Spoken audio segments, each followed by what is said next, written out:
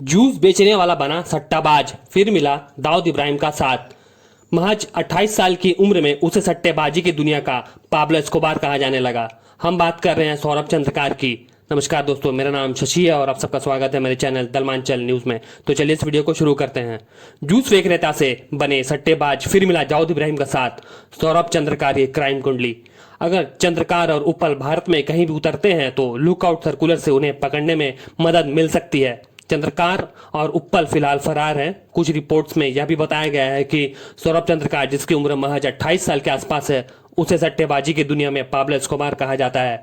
Fruit juice विक्रेता से सट्टेबाज बने सौरभ चंद्रकार के खिलाफ लुकआउट सर्कुलर जारी किया गया है। सौरभ अंडरवर्ल्ड डॉन और global terror financer Dawood Ibrahim का सहयोगी माना जाता है। वो सट्टेबाजी के लिए एक online casino platform Mahadev book app चलाता था।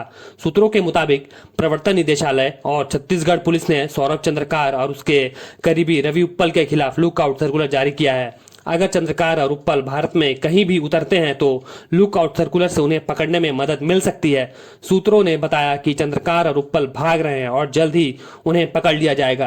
कुछ रिपोर्ट्स में यह भी बताया गया है कि सौरभ चंद्रकार, जिसकी उम्र महज 28 साल के आसपास है, उसे सट्टेबाजी की दुनिया में पाब्लो एस्कोबार कहा जाता है। केवल 3 वर्षों में उसके ऐप या कैसीनो सट्टेबाजी प्लेटफॉर्म महादेव बुक ऐप ने हजारों करोड़ रुपए कमाए हैं, जिसमें से उन्होंने सैकड़ों करोड़ रुपए का उपयोग कानून प्रवर्तन अधिकारियों, राजनेताओं और अन्य लोगों को अपने सट्टेबाजी प्लेटफॉर्म से नजर हटाने के लिए, रिश्वत देने के लिए किया है।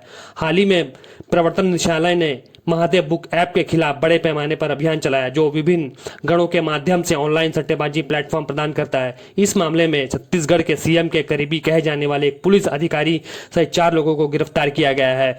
रवि उप्पल दुबई से भाग गया है। छत्तीसगढ़ पुलिस और ईडी ने सौरभ चंद्रकार और रवि उप्पल के खिलाफ जारी एलओसी लुकआउट सर्कुलर के आधार पर इंटरपोल को भी उनके बारे में भी सूचित किया था। फिलहाल सौरभ चंद्रकार और रवि उप्पल का सट्टेबाजी रैकेट 6000 करोड़ रुपए से ज्यादा का होने का शक है। बड़ी मात्रा में नकदी को हवाला के जरिए दुबई भेजा जा रहा था और फिर चंद्रकार और उप्पल द्वारा इसे कुछ भ्रष्ट कानून प्रवर्तन अधिकारियों और राजनेताओं को भेजा गया, ताकि यह सुनिश्चित किया जा सके कि उनके ऐप और इससे चलने वाले पर कोई कार्रवाई ना हो। एजेंसियों को शक है कि इतने बड़े पैमाने पर महादेव बुक ऐप के संचालन को दाऊद इब्राहिम गैंग ने दुबई के जरिए देश में संचालित करने में मदद की थी और इसके लिए गिरोह को कमाई का एक विशेष प्रतिशत मिल रहा था। चंद्रकार और उप्पल दुबई में एक आलीशान हवेली में रहते थे और भागने से पहले उनके पास वहां लग्जरी कारों का एक बेड़ा था। कौन है सौरभ चंद्रकार और रवि उप्पल?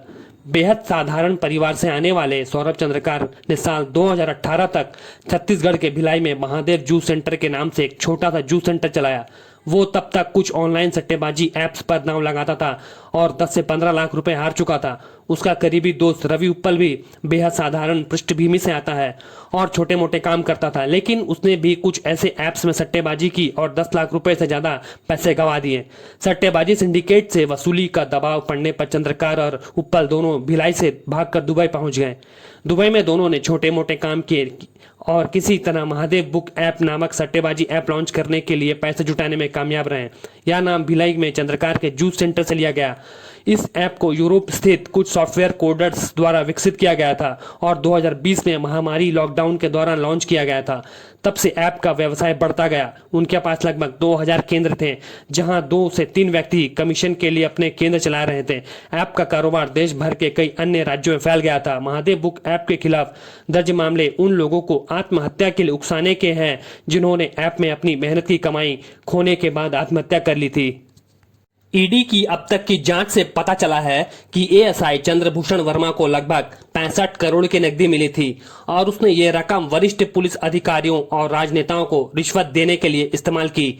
ईडी की जांच से पता चला है कि हालांकि एएसआई चंद्रभूषण वर्मा पुलिस पदानुक्रम में बहुत वरिष्ठ अधिकारी नहीं है, लेकिन विनोद वर्मा के साथ अपने संबंधों और रवि उप्पल द्वारा दुबई से भेजे गए रिश्वत के पैसे से वह वरिष्ठ अधिकारियों को प्रभावित करने में कामयाब रहा। पूछताछ के दौरान एएसआई वर्मा ने ईडी के सामने स्वीकार किया है कि वह कई ताकतवर लोगों को हर महीने बड़ी रिश्वत दे रहा था और ले रहा था। एएसआई वर्मा ने स्वीकार किया है कि मई 2022 में पुलिस द्वारा की गई कुछ कार्रवाई के बाद रिश्वत की रकम बढ़ाई गई थी। मामलों को कम करने, गैर जमानती अपराधों को शामिल करने और अभियोजन को स्थानीय सट्टेबाजों तक सीमित करने और भविष्य में कार्रवाई को रोकने के लिए रिश्वत बढ़ाई गई थी। ईडी ने छत्तीसगढ़ पुलिस द्वारा दर्ज की गई एफआईआर के आधार पर मनी लॉन्ड्रिंग की जांच शुरू की थी। इसके बाद विशाखापत्तनम पुलिस और अन्य राज्यों द्वारा दर्ज की गई अन्य एफआईआर को भी रिकॉर्ड पर ले लिया गया। इस मामले में गिरफ्तार आरोपियों ने अपनी भूमिका स्वीकार कर ली है और रिश्वत का विवरण और इन रिश्वत के लाभार्थियों की सूची भी दे दी है। आरोपियों को गिरफ्तार किया गया और पिछले सप्ताह पीएमएलए विशेष न्यायालय रायपुर के समक्ष पेश किया गया, जिसने सभी 4 आरोपियों को 6 दिनों के लिए ईडी की हिरासत में भेज दिया गया।